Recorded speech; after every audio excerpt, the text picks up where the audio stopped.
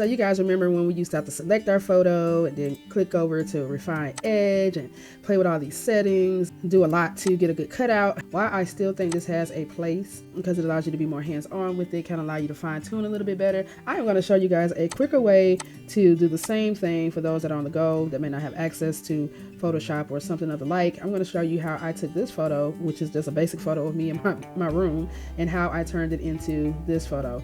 So if you have not already, go ahead and create your Canva account. Once you create your Canva account, go ahead and select on whatever size you want your photo to be. They have the sizes right here, or you can do a custom size right here.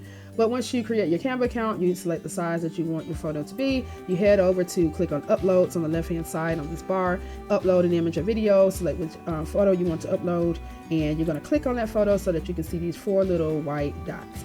And so that's how you know that you click on a photo, because if I click on something else, then the 4 little white dots will come there. So nonetheless, click on that photo, hit edit image, background remover, and select and let Canva do all the work, because who got time? And just like that, I have deleted my background, and now I can resize this photo to fit into my header of my website.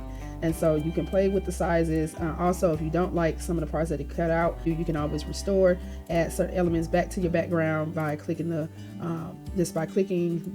brush. So this is the little circle is considered a brush, and so you're just going to click on the areas you want to restore and or erase. So if you didn't like that it kept that in there for some reason, then you'll click on that to erase the background too.